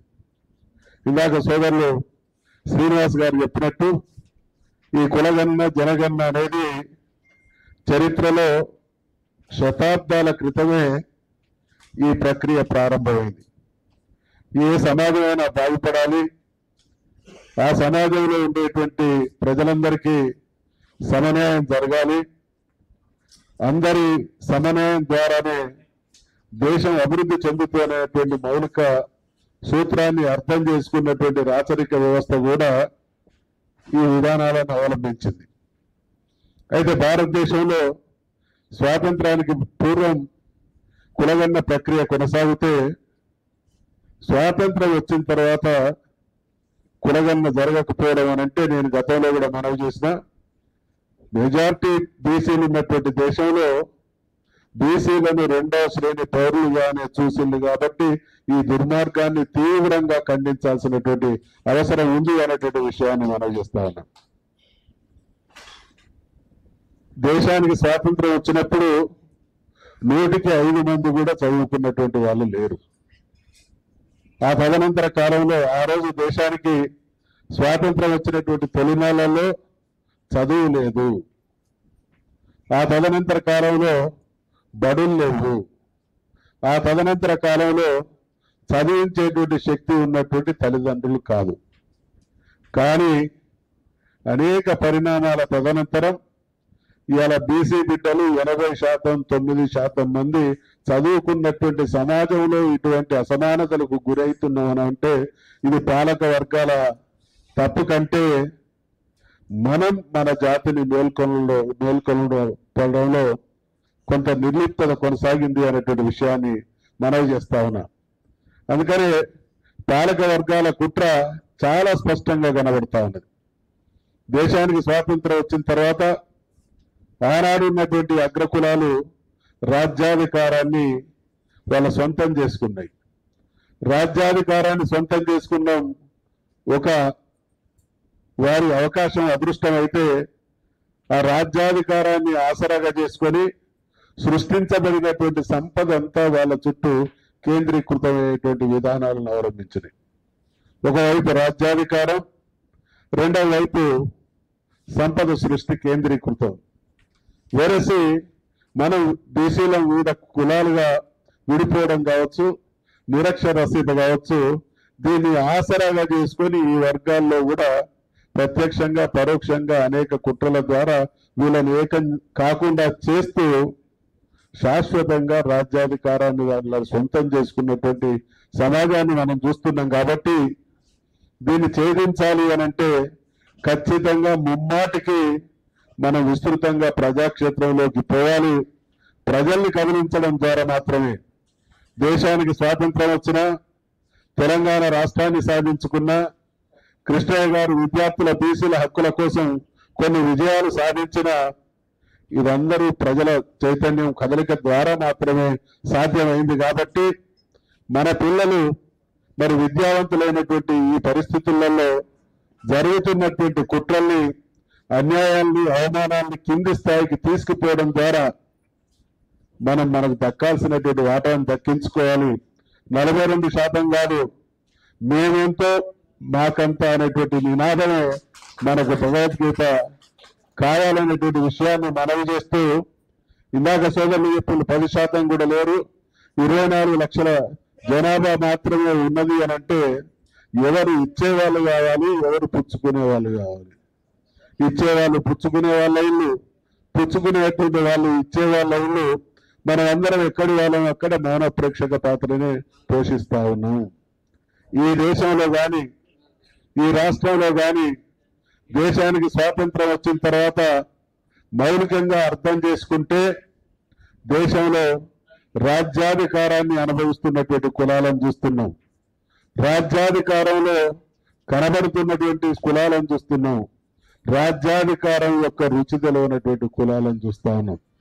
మరి దేశంలో 15-20% ఉన్నటువంటి ఈ అగ్రకులాలు, ఆధిపత్య కులాలు, ఏ ఒక్క కులానికైనా ఇప్పటి వరకు వాళ్ళకు చట్టసభల్లో ప్రవేశం లేనటువంటి కులాలు ఉన్నాయా? అగ్రకులాలు దేశానికి స్వాతంత్రం వచ్చిన తర్వాత ఏ రాష్ట్రంలో చూసినా, ఇవాళ మన తెలంగాణ రాష్ట్రాన్ని చూస్తున్నాం, నిన్నటి వరకు ఆంధ్రప్రదేశ్ రాష్ట్రాన్ని చూస్తా ఉన్నాం. ఈ అగ్రకులాలు ఆంధ్రప్రదేశ్ రాష్ట్రంలో చట్టసభలకు ప్రాతినిధ్యం లేనటువంటి అగ్రకులం ఒక్కటైనా మిగిలిందా? అదే బీసీల విషయానికి వస్తే మనకున్నటువంటి సంఖ్యాపరంగా ఇందాక సోదరులు చెప్పినట్టు మరి 24% 24 లక్షల మంది అగ్రకులాల వాళ్ళు ఉంటే ఒక ముదిరాజులే 24 లక్షల మంది ఉన్నారు. ఆ 24 లక్షలు ఉన్నటువంటి కులంలో ఈ రోజు ఒకరు మాత్రమే శాసనసభ్యులుగా ఉన్నారు. కొన్ని సందర్భాల్లో శాసనసభ్యులు లేనటువంటి వాతావరణం కూడా పరిస్థితులు కూడా కొనసాగినాయి. అంటే మన దాంట్లో ఉన్నటువంటి మెజారిటీ సంఖ్యలో ఉన్నటువంటి కులాలకు కూడా న్యాయం జరగడం లేదు. ఆ కులాలతో పాటు కొన్ని కులాలు అప్పుడప్పుడు కనబడతా ఉన్నాయి. అనేక కులాలు అడ్రస్ లేకుండా పోయినటువంటి వాతావరణం కొనసాగుతా ఉన్నది. మరి ఈ విషయాలన్నీ ప్రజాక్షేత్రంలో చర్చించబడాలి. మన పిల్లలందరూ కూడా చదువుకున్నటువంటి సమాజంలో ఉన్నారు కాబట్టి ఈ విషయాన్ని మనం సీరియస్ గా ప్రజాక్షేత్రంలోకి తీసుకపోతే ప్రజలు ర్యాలీ అయ్యేటువంటి అవకాశం ఉంది. ఈ దేశంలో కృష్ణయ్య గారు చూసిండు, నేను చూసినా మీరందరూ కూడా గమనిస్తా ఉన్నారు. రాజ్యాధికార పంపిణీ, రాజ్యాధికారంలోకి రావడం అనేది ఈ దేశంలో ఏ ఎన్నికను చూసినా అయితే సెంటిమెంట్స్ లేకపోతే సానుభూతులు, ఏదో రకమైనటువంటి సెంటిమెంట్ కావచ్చు, ఏదో రకమైనటువంటి ఎమోషన్స్ కావచ్చు, ఏదో ఒక రకమైనటువంటి సానుభూతుల ద్వారానే జరిగినటువంటి ప్రతి ఎన్నికల్లో ఏదో ఒక పార్టీకి పట్టం కట్టడం జరిగింది. కాబట్టి ఖచ్చితంగా బీసీలందరం మనం ఏకమై మన సమాజంలో ఉన్నటువంటి 50% పైగా ఉన్నటువంటి బీసీలు కనుక ఎమోషనల్ బాండేజ్ లోకి తీసుకురాగలిగితే ఖచ్చితంగా మనం పుచ్చుకునేటువంటి స్థితి నుండి ఇచ్చేటువంటి పరిస్థితికి వస్తాం. కాబట్టి ఆ రకమైనటువంటి బహుముఖీనమైనటువంటి కార్యాచరణతో ముందుకు సాగాల్సినటువంటి అవసరం ఉంది. ఒకటి, ఇచ్చిన మాట కట్టుబడి రాజ్యాంగ సవరణకు అనుగుణంగా 42% రిజర్వేషన్లు అమలు చేసి మాత్రమే ఎన్నికలు జరపాలనేటువంటి తక్షణ డిమాండ్తో పాటు దీర్ఘకాలంలో మేమంతో మాకంతా అనేటువంటి నినాదం కూడా మనకు నిరంతరమైనటువంటి ఒక శ్రీరామ నామ జపంగా తయారైనప్పుడు మాత్రమే, మళ్ళీ ఆ చైతన్యం వచ్చినప్పుడు మాత్రమే ఈ మాత్రం పాలక వర్గాలు ఒక కులగంద చేసేటువంటి ప్రయత్నం చేసినాయి, లేదా ఒక 42% రిజర్వేషన్ల అంశాన్ని ఎత్తుకున్నాయి అని అంటే బీసీలలో ఆ చలనం, ఆ డిమాండ్ ప్రజాక్షేత్రం నుండి నాయకుల నుండి వస్తున్నది. కాబట్టి దాన్ని అనుగుణంగా మార్చుకొని వాళ్ళ అవకాశాలను మెరుగుపరుచుకునేటువంటి ఆలోచనలతో చేసినటువంటి ప్రయత్నాన్ని మనం గమనిస్తున్నటువంటి పరిస్థితులలో మరి కృష్ణయ్య గారు సుదీర్ఘమైనటువంటి తన అనుభవంతో అనేక ఉద్యమాలకు నాయకత్వం వహించినటువంటి నాయకుడిగా, విద్యార్థి దశ నుండి ఈ రోజు వరకు 50 సంవత్సరాలుగా బీసీల కోసం పోరాటం చేసినటువంటి నాయకుడిగా బీసీల హృదయాల్లో, బీసీ సమాజంలో వారికి తనదైనటువంటి ప్రత్యేక గౌరవం ఉంది. కాబట్టి మేమందరం కూడా మీకు విజ్ఞప్తి చేస్తా ఉన్నాం, దీన్ని తీవ్రతరం చేయాల్సినటువంటి అవసరం ఉంది. హైదరాబాద్కు, వరంగల్ లాంటి పట్టణాలకు మాత్రమే పరిమితం కాకుండా దయచేసి చలో గ్రామాలకు తరలిండి అనేటువంటి గతంలో కొన్ని పార్టీలు ఇచ్చినటువంటి నినాదాలు ఏ రకమైనటువంటి ప్రభావాన్ని చూపించినో బీసీల ఐక్యత కోసం మనం కూడా కింది స్థాయి ప్రజాక్షేత్రంలో ప్రజల్ని కదిలించేటువంటి కార్యాచరణ కూడా అవసరం అనేటువంటి విషయాన్ని మనవి చేస్తూ, మనం సృష్టించేటువంటి అలజడి, మనం సృష్టించేటువంటి ఒత్తిడి, మనం జీవించేటువంటి ప్రభావం పాలక వర్గాల పాలిట వారికి ఒక జ్ఞానోదయం కావడానికి అవకాశం కలిగిస్తుంది. కాబట్టి మరొక్కసారి ఈ రాష్ట్ర ప్రభుత్వాన్ని విజ్ఞప్తి చేస్తా ఉన్నాం, హెచ్చరిస్తా ఉన్నాం, డిమాండ్ చేస్తా ఉన్నాం. మీరు కామారెడ్డి డిక్లరేషన్ లో ఏవైతే హామీలు ఇవ్వడం జరిగిందో ఆ హామీలన్నీ ఎన్నికల తర్వాత అటకెక్కించేటువంటి ప్రయత్నం చేస్తే బీసీ వర్గాలు కావచ్చు, కోర్టులు కావచ్చు, మందలించినటువంటి బరువుల కొంత పనిచేసినట్టు, కొంత చిత్తశుద్ధిని ఉన్నట్టు మీ కార్యక్రమాలు తూతూ మంత్రంలాగా తయారు చేసి మళ్ళీ వాటిని కోల్డ్ స్టోరేజ్ లో పెట్టేటువంటి ప్రయత్నం మీరే ఒకవైపు చేస్తూ పరోక్షంగా స్థానిక సంస్థల ఎన్నికలకు సమాయత్తమవుతున్నారనేటువంటి విషయాన్ని మేము ఆషామాషిగా తీసుకోవడం లేదు. ఇది బీసీ సమాజానికి, బీసీ వర్గాల ప్రజలకు చావో రేవో తెలుసుకోవాల్సినటువంటి సమయం. కాబట్టి మీరు కనుక మాకు ఇచ్చినటువంటి హామీని తుంగలో దొక్కేటువంటి ప్రయత్నం చేస్తే మేము నిన్ను బొందబెట్టి చూపిస్తామనేటువంటి విషయాన్ని హెచ్చరిస్తూ దయచేసి ఈ కార్యాచరణను నేను కృష్ణయ్య గారికి వ్యక్తిగతంగా కూడా మనవి చేస్తా ఉన్నా.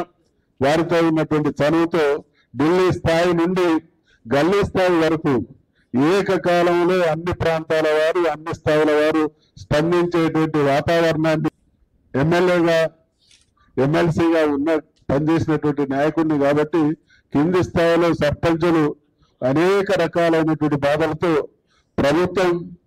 ప్రభుత్వాలు వారి గౌరవం కోసం వీళ్ళ మీద ఒత్తిడి పెంచి అనేక కార్యక్రమాలు చేయించడం జరిగింది. వాస్తవంగా ఈ సర్పంచుల హయాంలో గ్రామాలు చాలా చక్కటి పారిశుద్ధ్యంతో అన్ని రకాల ప్రజాసేవలు అందించడంలో గొప్ప అయినటువంటి సేవలు చేసినటువంటి సర్పంచులు వారు అప్పులపాలు కావడమే కాకుండా అనేక సందర్భాల్లో ఇంట్లో ఉన్నటువంటి బంగారాన్ని కూడా కుదవబెట్టి చాలా దయనీయమైనటువంటి పరిస్థితుల్లో ఉన్నారు. కాబట్టి ఈ సభ రాష్ట్ర ప్రభుత్వాన్ని డిమాండ్ చేస్తా ఉన్నది. వెంటనే సర్పంచులకు చెల్లించాల్సినటువంటి పెండింగ్ బిల్లులన్నీ కూడా చెల్లించాల్సిందిగా తెలియజేస్తూ మరొకసారి చురుకుగా కార్యక్రమాల్లో నిరంతరం అంకితమై పనిచేస్తున్నటువంటి కొందరు యువమిత్రులు మా ఆడబిడ్డలు ఉన్నారు. వారికి మరొకసారి ప్రత్యేకమైనటువంటి అభినందనలు ధన్యవాదాలు తెలియజేస్తూ సెలవు తీసుకుంటా ఉన్నా. బీసీ సంఘాల బీసీ కుల సంఘాల ఆధ్వర్యంలో దాదాపు 35 సంఘాలు వచ్చాయి. ప్రముఖమైన నాయకులు వచ్చారు. ఈ సభకు అధ్యక్షత వహించిన గుజ్జ సత్యం గారికి మరియు మనందరం గౌరవించి ఆదరించే మన బీసీల ముద్దు బిడ్డ ఆయన స్పీకర్ ఉన్నప్పుడు నన్ను ఎప్పుడు మైక్ కార్డు చేయనివ్వకుండే మా ఆళ్ళు సైగలు చేస్తే కూడా అట్లాంటి అంకిత భావం ఉన్నటువంటి ఆచరణలో అంకిత భావం ఉన్నటువంటి అడుగడుగున అంకిత భావం ఉన్నటువంటి మన మాజీ స్పీకర్ మధుసూదనాచారి గారికి, అదేవిధంగా మన ఎంబీసీ కార్పొరేషన్ చైర్మన్ శ్రీనివాస్ గారికి, శారద గౌడ్ గారికి, జనార్దన్ గారికి, నీలం వెంకటేష్, అంజీ, ఇంకా చాలా మంది పేర్లు చెప్తే ఎక్కువ టైం అయిపోతుంది. అందరూ కూడా ఆకలిగానే ఉన్నారు. ముఖ్యంగా ఈరోజు బీసీలకు సవాల్ సమయం ఆసన్నమైంది. ఎందుకంటే ఒక ముఖ్యమంత్రి ఆయననే బీసీ రిజర్వేషన్లు వాళ్ళ పార్టీ పాలసీకి అగైనెస్ట్గా ఆయన ఈరోజు మన బీసీలకు అన్యాయం తలపెడుతున్నాడు. అంటే నేను ఈ విషయం లోపల మనం అందరం కూడా వచ్చి నేను ఉద్యమాలలో ఎప్పుడు మీ అందరికీ విమర్శకుని కాదు, కార్య సాధకుని. స్ట్రాటజీల ద్వారా ఆస్థలు కావాలని కొట్లాడినా, గురుకుల పాఠశాలలు పెట్టాలని కొట్లాడినా, ఫీజు రియంబర్స్మెంట్ స్కాలర్షిప్లు అందరికి ఇవ్వాలని కొట్లాడినా, ఉద్యోగాలు భర్తీ చేయాలని కొట్లాడినా, ఆనాటి ప్రభుత్వాల మీద ఓ రోజు విజయభాస్కర్ రెడ్డి గారు మాట్లాడుతూ ఈ కృష్ణయాన్ని ఇంత పెద్ద ఉద్యమాలు అసెంబ్లీ మీద దాడి చేస్తావు, ఆఫీసర్ల మీద దాడి చేస్తావు, నన్ను ఒక్కరోజు ఎందుకు తిట్టలేదని అడిగాడు. అంటే రామరెడ్డి పక్కకున్నాడు, పరిగి రామరెడ్డి. ఆయన తిట్టేటోడు కాదు, మీ సీట్లు కదిలించేటోడు అని చెప్పాడు. ఎందుకంటే మా పిల్లలకి సార్ జాబులు కావాలి, మా పిల్లలకి చదువు కావాలంటే అది ఎవరికి ఎసరు వస్తుంది అని అడిగాడు ఆయన. అదేవిధంగా సర్పంచులకు రిజర్వేషన్ల విషయంలో కూడా కొట్లాడినప్పుడు ఆయన చాలా తెగింపుతో ఇచ్చాడు. నేను ఇంతవరకు జలగం వెంకటరావు నుంచి నేటి రేవంత్ రెడ్డి వరకు ముఖ్యమంత్రిని చూశాను. అందరూ ఉద్యమాలకు స్పందించి సాల్వ్ చేశారు. కానీ ముఖ్యమంత్రి రేవంత్ రెడ్డి స్పందించకుండా ఆ ఉద్యమాలను పక్కదారి పట్టించేటట్టు చేస్తుడు. నేను విమర్శించడం లేదు, కానీ నీ మనసు మార్చుకోమని వేదిక ద్వారా. ఎందుకంటే నిన్ను ఎక్కువ విమర్శిస్తే మా బీసీలకు అన్యాయం జరుగుతుంది. నేను కార్యసాధకుడి కాబట్టి మా రిజర్వేషన్లు 42 పెట్టే వరకు నేను వదిలిపెట్టనని మాత్రం ఈ వేదిక ద్వారా చెప్తున్నా. అదే మీకు మా 42 సాధించడమే మీకు గుణపాఠం కావాలి. అది ఎట్లా సాధిస్తాం, ఏ విధంగా సాధిస్తాం అనేది మీకు క్లియర్గా చెప్తున్నా. రాష్ట్రంలోని బీసీ ప్రజలందరూ కూడా ఈరోజు మీడియా ద్వారా లేదా లైవ్ల ద్వారా ఎదుగుతుంది. రాజ్యాంగంలోని 243 ఆర్టికల్ ద్వారా ముఖ్యమంత్రి ఏమంటుండు, ఇది కేంద్రం చేయాలని. మీరు 2 బిల్లులు పాస్ చేశారు. ఒక బిల్లును రాష్ట్రం చేయాలి, ఒక బిల్లును కేంద్రం చేయాలి. కేంద్రం బిల్లు విషయంలో ఇమ్మీడియట్గా అవసరం లేదు, కొద్దిగా టైం తీసుకున్నాము, ఒత్తిడి చేద్దాం, మేము కూడా ఒత్తిడి చేస్తాం. అది ఒక ఇక్కడికే కాదు, ఇండియా లెవెల్లో కూడా ఒత్తిడి తీసుకొస్తాం. ఈ రాష్ట్ర స్థానిక సంస్థల విషయం లోపల 243 ఆర్టికల్ 6D6 లోపల ఏమనుంది? మీరు చదవలేదా? మీ దగ్గర ఉన్న లీగల్ వాళ్ళు చదవలేదా? చదవకుండానే మీరు ఆర్టికల్ పార్లమెంట్లో బీసీ బిల్, అసెంబ్లీలో బీసీ బిల్ పెట్టారా? మీ దగ్గర ఉన్న అడ్వకేట్ జనరల్ తోటి మీరు మాట్లాడలేదా? ఎందుకు ఆ విషయాన్ని గోప్యంగా దాచిపెడుతున్నారు, తొక్కి పెడుతున్నారని నేను ముఖ్యమంత్రి గారిని సవాల్ చేస్తున్నా. పైగా అన్ని తెలిసి కూడా మీరు ఢిల్లీకి పోయారు. ఇది ఢిల్లీ ప్రభుత్వం, బీజేపీ ప్రభుత్వం. బీజేపీ ప్రభుత్వం చేసేటివి ఉన్నాయి. సోదరులు ఇంకా మంచి క్లారిఫికేషన్ ఇచ్చారు. పార్లమెంటులో పెట్టినటువంటి బిల్లుకు కేంద్రం, రాష్ట్ర అసెంబ్లీలో పెట్టినటువంటి బిల్లు ఎవరు పాస్ చేస్తారు? నువ్వు పాస్ చేసినావు. జీవో ఎవరు తీస్తారు? నువ్వు తీస్తావు. ఒకటి సిఫార్సుది, విద్యా ఉద్యోగాలది. రాష్ట్ర ప్రజలందరూ కూడా గుర్తుపెట్టుకోవాలి, ఈ స్థానిక సంస్థల రిజర్వేషన్లను నిర్ణయించే అధికారం రాష్ట్ర ప్రభుత్వానికి, రాష్ట్ర అసెంబ్లీకి ఉంది. బిల్లు పాస్ అయింది. ముఖ్యమంత్రికి ఏమాత్రం బీసీల అభివృద్ధి పట్ల, వాటా ఇవ్వడం పట్ల చిత్తశుద్ధిగా అసెంబ్లీలో పాస్ అయిన బిల్లుకు జీవో తీసి అమలు చేసేటట్టు కూడా టెక్నిక్లు ఉన్నాయి. నువ్వు ఇట్లా జీవో తీసి నోటిఫికేషన్ అయ్యి అప్పుడు ఎట్లా అమలు కాదో చూస్తాం. అప్పుడు ఏ కోర్టు కూడా స్టే ఇవ్వదు, ఎందుకంటే ఎన్నికల నోటిఫికేషన్ వచ్చింది కాబట్టి దీన్ని ఇప్పుడు ఈ స్టేజ్లో స్టే ఇవ్వలేము అని చెప్తాడు. కాబట్టి కొన్ని నీకు చిత్తశుద్ధి ఉంటే అమలు 42 అమలు చేసి, అక్కడ మామూలుగా బీసీ ముఖ్యమంత్రి ఉంటే అమలు చేసి సర్పంచులు చేసేవాడు. ఇప్పటి వరకు మీకు అమలు చేయాలనే చిత్తశుద్ధిని మార్చుకోమని ఈ సందర్భంగా విజ్ఞప్తి చేస్తున్నా. ఎందుకంటే మీరు బీసీ వ్యతిరేకి అని నేను అనను. మీరు మంత్రివర్గంలో మీరు 42% ప్రకారము 6 మంది ఉండాలి. ఇప్పుడు ఉండేది కోట మొత్తం టోటల్ కోటలో 7 మంది, మీరు 3కే ఇచ్చారు. ఇది బీసీ వ్యతిరేక చర్య కాదా అని నేను అడుగుతున్నా. అంతేకాదు కార్పొరేషన్లు చాలా మంది నియమించావు, అందులో బీసీల కోట 20% దాటలేదు. ఇది బీసీ వ్యతిరేక చర్య కాదా అని నేను అడుగుతున్నా. 3వ పాయింట్, మా బీసీ పిల్లలు చదువుకుంటున్నారు. మీరు వచ్చి అధికారంలోకి వచ్చి దాదాపు 18 నెలలు దాటుతుంది, కానీ 18 రూపాయలు కూడా ఫీజు రియంబర్స్మెంట్ కింద స్కాలర్షిప్లకు మా బీసీ ఎస్సీ ఎస్టీ పిల్లలకు స్కాలర్షిప్లు ఎందుకు ఇవ్వలేదని నేను అడుగుతున్నా. బడ్జెట్ లేదు, బడ్జెట్ ఎందుకు లేదని నేను అడుగుతున్నా. నెలకు 20,000 కోట్ల బడ్జెట్, పన్నులు, ఐటీ అన్నిటి ద్వారా ఏ దేశంలో ఇంత జనసాంద్రత రాష్ట్రంలో కూడా ఇంత బడ్జెట్ రాదు. ఇప్పటికీ 2 లక్షల కోట్ల బడ్జెట్ అప్పులు తెచ్చారు. 2 లక్షల కోట్లు మీరు వసూలు చేసిన పన్నులు దాదాపు 5 లక్షల కోట్ల దగ్గరికి వస్తాయండి. ఇందులో 5 లక్షల కోట్లలో మీరు ఒక 5,000 కోట్లు ఇవ్వడానికి మనసు ఒప్పలేదా? మా పిల్లలు చదువుకోలేక, ఫీజులు కట్టలేక, రక్తాన్ని అమ్ముకొని, కొందరు కిడ్నీలు అమ్ముకొని, కొందరు మతం మార్చుకొని వాళ్ళందరూ చదువుకుంటున్నారు. ఎందుకంటే ఎస్సీలకు కేంద్ర ప్రభుత్వం ఫుల్ ఫీజులు ఇస్తుంది, మైనార్టీలకు రాష్ట్ర ప్రభుత్వం ఫుల్ ఫీజులు ఇస్తుంది. బీసీలలో ఉన్నటువంటి క్రిస్టియన్స్కు, ముస్లిం మైనార్టీ, లద్దాఖ్, పింజరా, దూదేకుల కులాలకు ఫుల్ ఫీజులు ఇస్తుంది. కానీ హిందువులైనటువంటి బీసీలకు, ఒక రజకుడికి, ఒక ఒడ్డెరులకు, మా నాన్న ఎంతమంది బీసీలు ఉన్నారు? తినడానికి తిండి లేని వాళ్ళు ఈరోజు రజకుల పిల్లలు చదువుకుంటారు. నాయ బ్రాహ్మణులు, ఒడ్డెరలు, వంశరాజులు, అనేక కులాల వారు, అత్యంత వెనుకబడినటువంటి కులాలకు ఫీజులు కట్టే స్తోమత ఎక్కడుంది? గదిపేట కాలేజీలో చదవద్దా? చైతన్య భారత్లో చదవద్దా? మహాత్మా గాంధీ కాలేజ్, ఇంకా అనేక ఫేమస్ కాలేజీలు ఉన్నాయి. ఆ కాలేజీలో మా వాళ్ళందరూ చదవద్దు అని ఈరోజు నేను సవాల్ చేస్తున్నా. కాబట్టి మీరు ఉద్దేశపూర్వకంగానే ఈ పథకాన్ని నీరు గార్చడానికి, మరి ఎవరి మాట వింటున్నామో తెలియదు కానీ దాన్ని ఏమైతే నువ్వు రద్దు చేయవు, ఎట్లయినా వసూలు చేస్తాం ఫీజులు. మీరు అనుకుంటున్నారు ఇంకా మీ దగ్గర చాలా మంది ఉన్నారు, పోలీసులు ఉన్నారు, చట్టం ఉంది, వ్యవస్థ ఉంది, డబ్బు ఉంది, అధికారం ఉంది, నేను ఏమైనా చేయొచ్చు అని.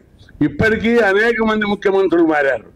చెన్నారెడ్డి లాంటి అనేక మంది గొప్ప గొప్ప, విజయభాస్కర్ రెడ్డి లాంటి అత్యంత మీకంటే బలమైనటువంటి నాయకుడు వాళ్ళు బీసీల విషయం లోపల మార్చుకొని ప్రజలకు వ్యతిరేకంగా పోవద్దనుకున్నారు.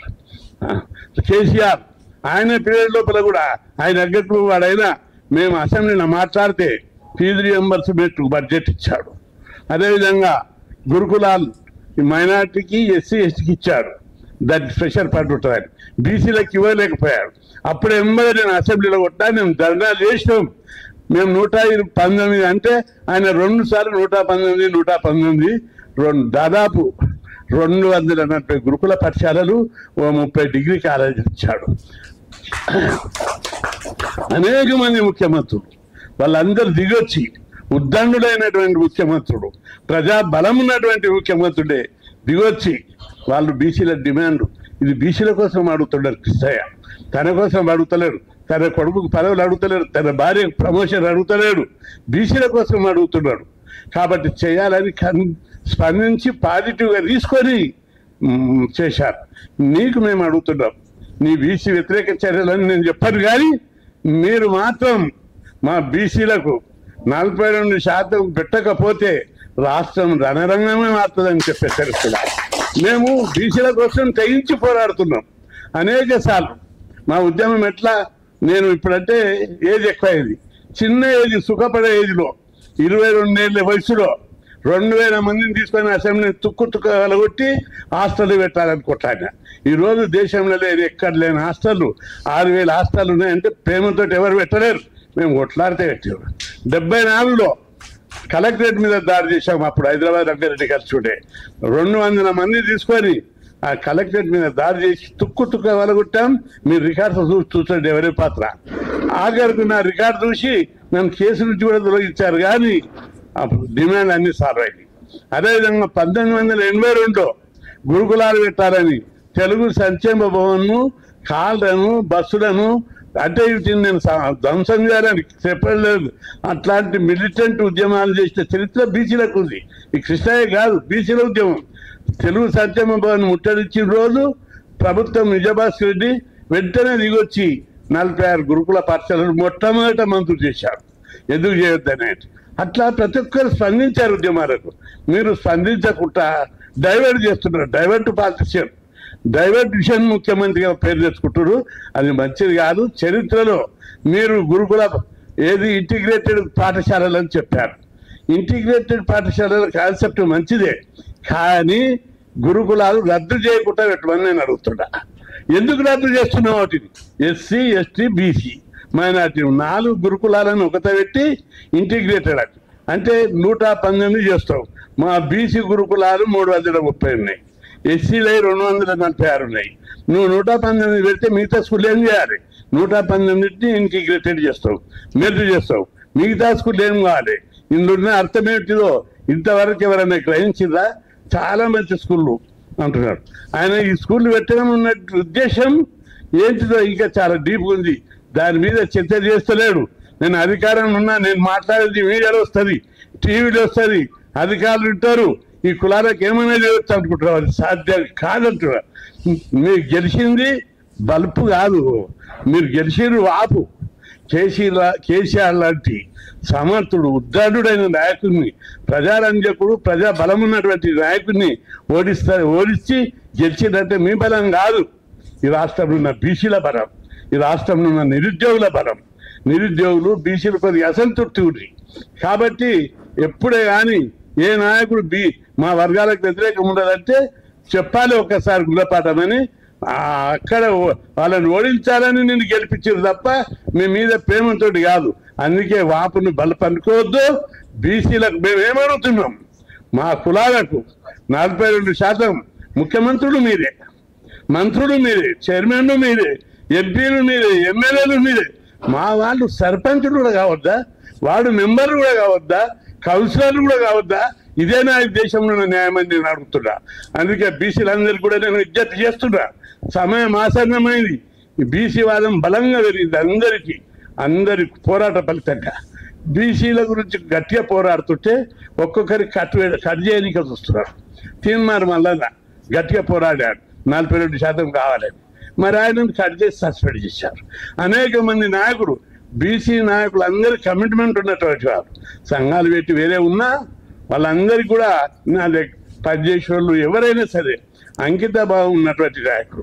వాళ్ళు చిత్తచూడి ఏదైనా స్టార్ట్ అని ఉంటుంది వాళ్ళకు. కానీ 42% విషయంలో ఎవరు కూడా రాజీ పడరు. ఖచ్చితంగా సమయం వచ్చిందంటే రేపు మన వాళ్ళు ఇప్పటికే ఆయన నిరాహార దీక్ష చేశారు 15 రోజులు ఢిల్లీలో మన సోదరుడు కమిట్మెంట్ తోటి. ఇద్దరు సంజయ్ కూడా పాదయాత్ర చేస్తుడు. అదేవిధంగా దాస్ సురేష్ పోయి ఊళ్ళలో తిరుగుకుంటా ఆర్గనైజ్ చేస్తుడు. అనేక మంది నాయకులు బీసీ వాళ్ళ విషయం లోపల వాళ్ళు శక్తివంతులు కూడా కృషి చేస్తున్నారు.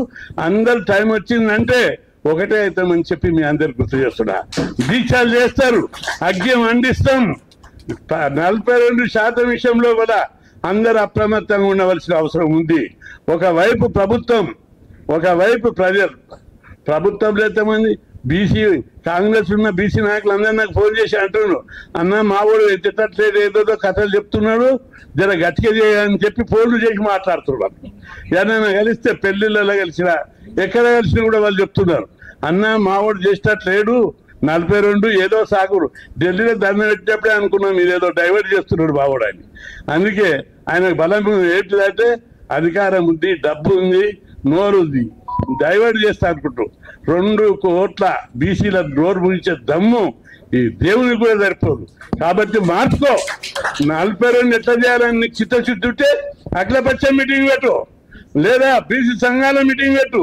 నీకున్న ప్రాబ్లం ఏంటి, నీకేం సమస్య ఉంది, మీ సమస్య మా ముంగట తెలుసు, మేము కూడా కన్విన్స్ అవుతాం.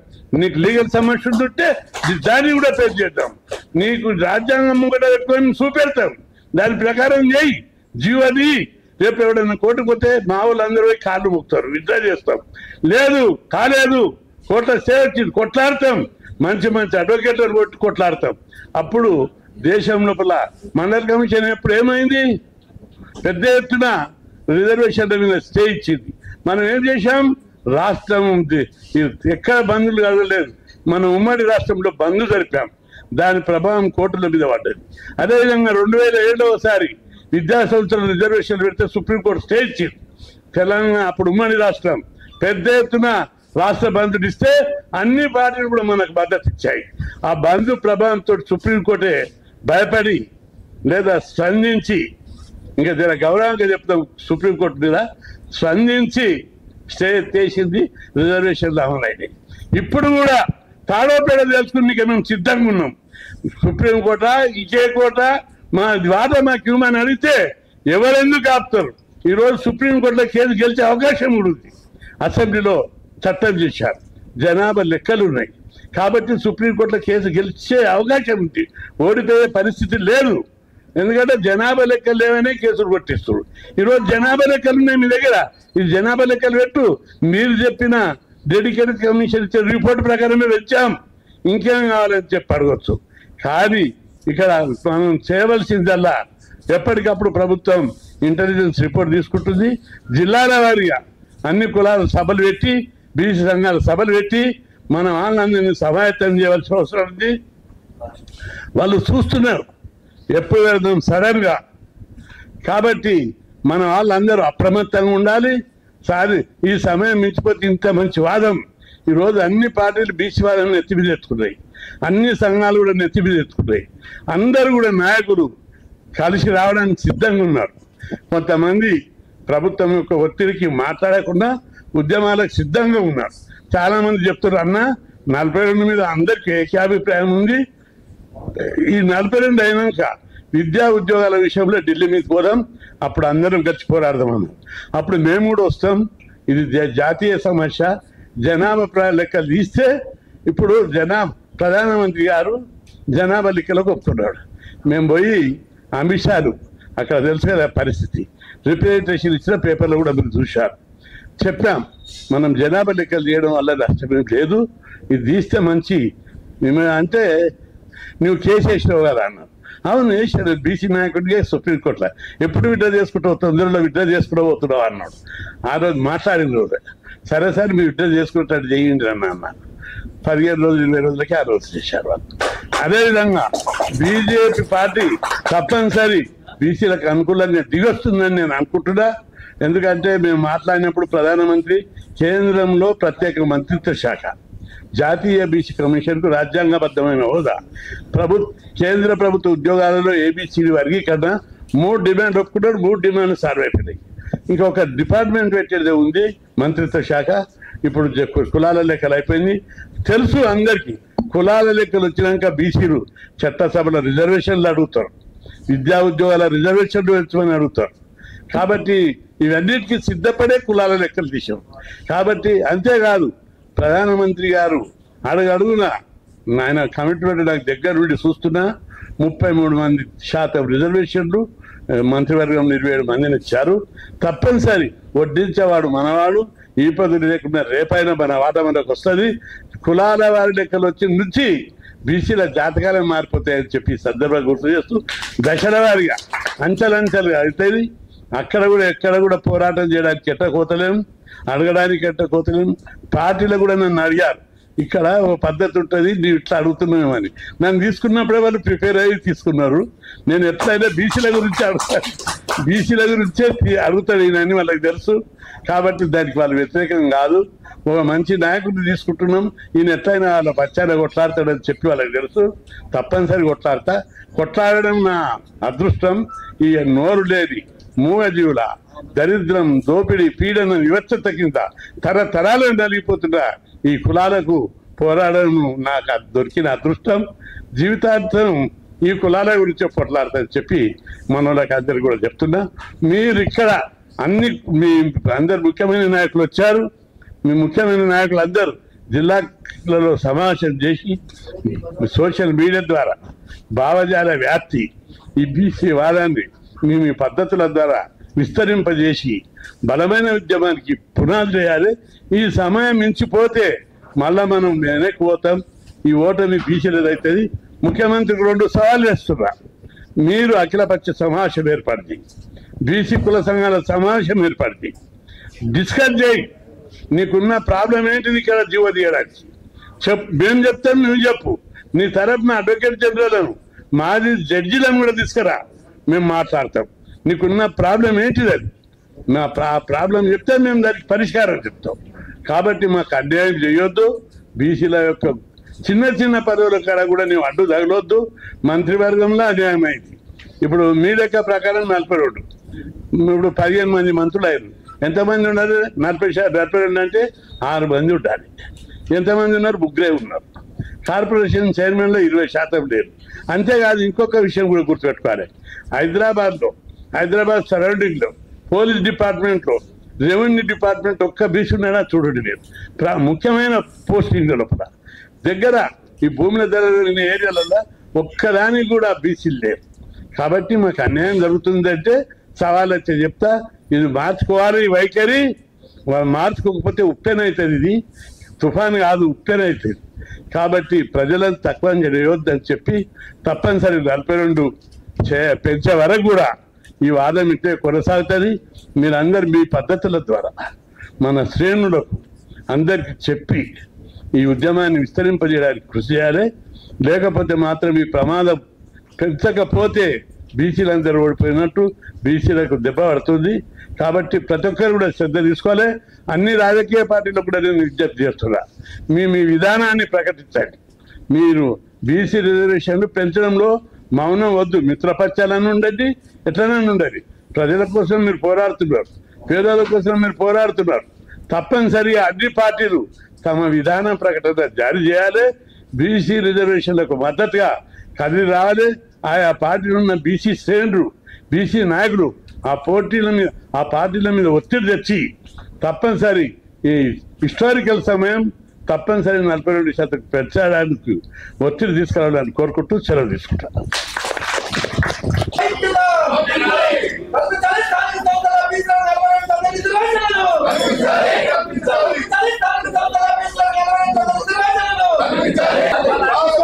Bill